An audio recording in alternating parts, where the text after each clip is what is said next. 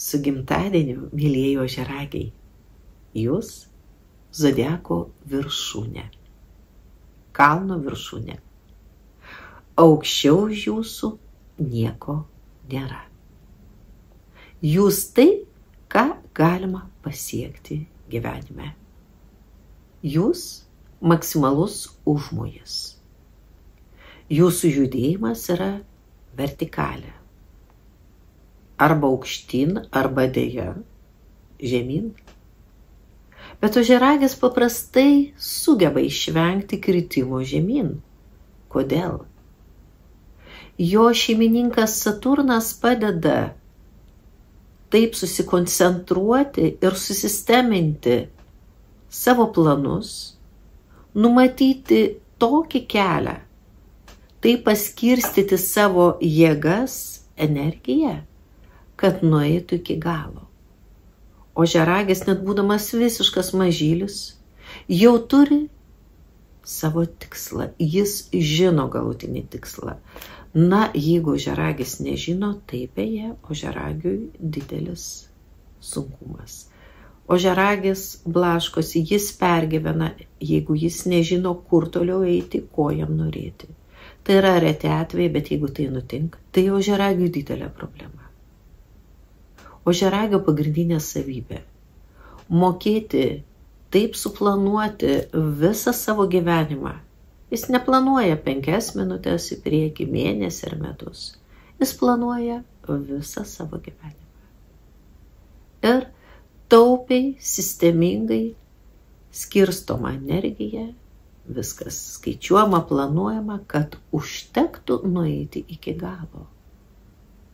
Tai be abejo ilgaamžiai. Nes jie žino, kaip taupyti laiką ir energiją.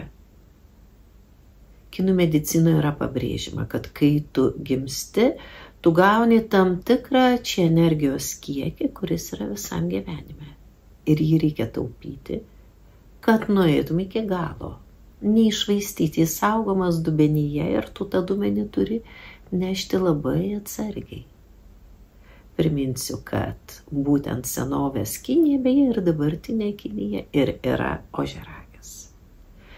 Ir ne veltui žmonijos istorijoje bene pirmieji, kurie pradėjo ieškoti jaunystės eleksyro, kalbėti apie nemirtingumą. Ožiaragiai, asketai. Ir beje senovės Kinijoje būtent kelias į nemirtingumą dažnai buvo siejamas su įvairiom asketiškom praktikom. Ožiaragis ir Tibetas. Ir kiek yra žinoma pasakojimų apie nemirtingus Tibeto mokytojus, slaptus vienuolius, kurie vos ne amžini, galbūt tik juos sunku rasti, sunku pamatyti, ta pati Šambala, kuri kažkur Tibeto kalnuose slepiasi. Visa tai yra paslaptingasis ožiaragis. Ne šiaip sau vartoju tą žodį. Mums, ne ožiaragiam, visiems kitiem, kas yra ožiaragis, kalno viršūnė, o esant papėdėje, tu žiūri tą kažkur aukštai, neįžvelgiama, nepasiekiama, neatskleidžiama paslaptis. Ožiaragis tai yra tas, kuris bus aukščiau kitų. Ne veltui didieji mokytojai, šventės didžiųjų mokytojų vedlių siejamos su ožiaragio ženklu. Štai Kristaus atėjimas tada, kai Saulė ožiaragyje, tiesa tai simbolinė data, Kalėdos, tiek rytų, tiek vakarų bažnyčioje, Saulė judant ožiaragio ženklu. Zaratuštros didžiojo pranašo atėjimas vėlgi siejamas su ožiaragio ženklu. Šis ženklas išgrynina viską dėl Saturno.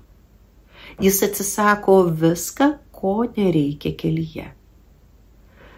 Tai tarsi būtų galbūt ir nelabai korektiškas palyginimas. Tarkim, medis labai gerai nugenėtas, kuriam paliekama tik tiek šakų, kad jis galėtų toliau augti, žaliuoti, bet viskas, ko nereikia, yra nukapojama. Ir kaip minėjau, po ožiaragio ženklų iš tiesų gimsta daug asketų, vienuolių, atsiskyrėlių. Bendrauti jie vengia. Tai yra vienišiai, kurie susikoncentravę tik ties tikslo siekimu. Na ir šis ženklas todėl susijęs ir su profesionalumu. Kad ir kuo imtųsi ožiaragis, jis nemoka padaryti blogai. Ir netgi nemoka padaryti gerai.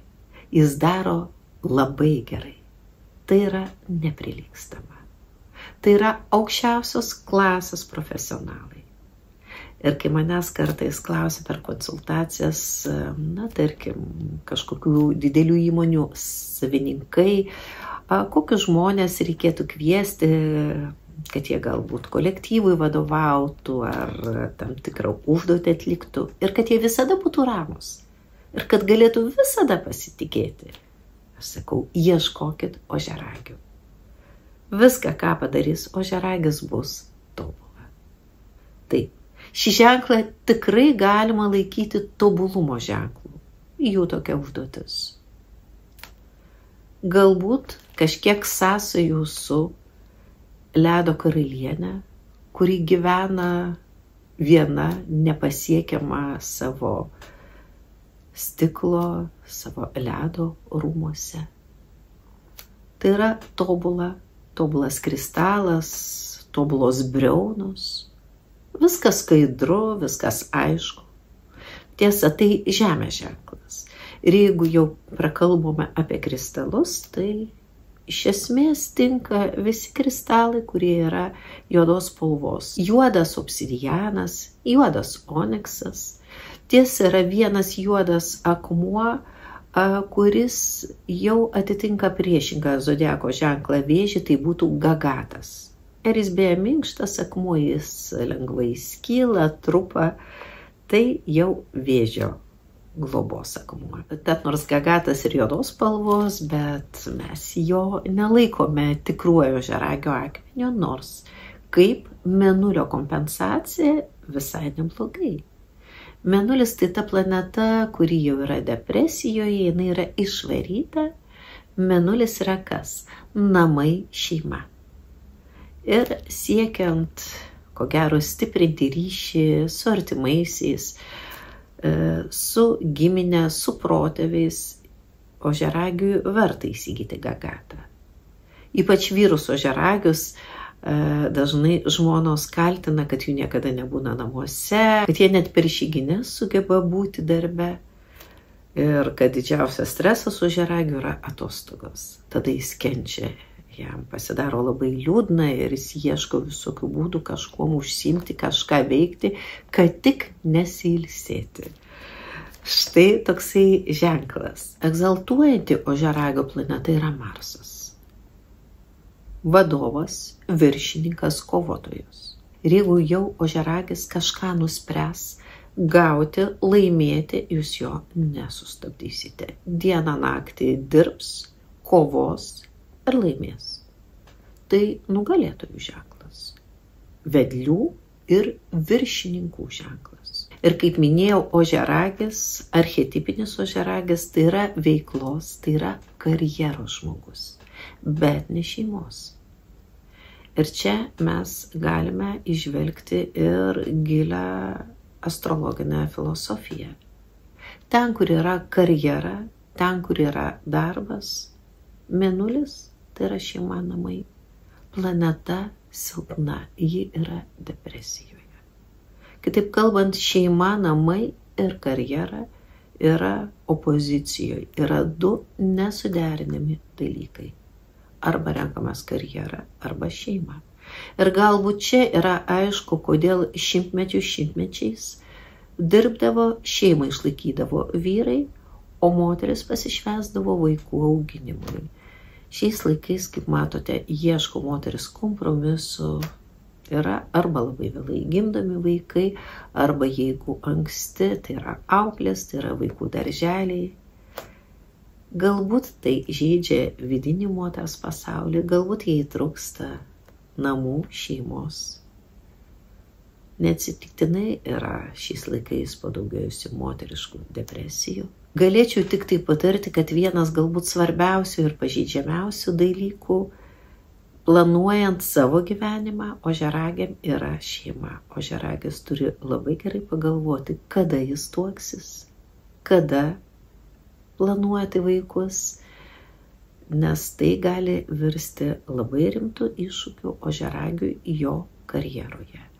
Ožiaragis, jeigu jis nepadaro karjeroje, vėlgi yra nelaimingas. Ožiaragiui iš tiesų labai svarbu veikla karjerai. Tad ožiaragiui iš tiesų labai svarbu, ypač jaunam, susimastyti, kada kurti šeimą. Čia jau tikrai sunkus uždavinys, kad ir vilkas sutus, ir avis būtų sveika. Norėtųsi pabrėžti, kad ožiaragis yra žemės ženklas.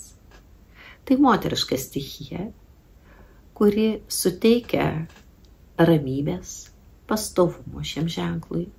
Nors, kaip minėjau, egzaltuojanti planeta yra Marsas. Jie valingi, tvirti ir kovingi. Sakyčiau, šiame ženkle yra gana toksai gražus derinys vyriškų ir moteriškų energijų. Ir sunku įsivaizduoti ožiaragį isterišką, nesivaldantį. Ožiaragis visada yra susitvardęs, koncentruotas ir žino, kaip su kuo bendrauti ir kaip daryti, kad išlaikyti pusiausvyrą.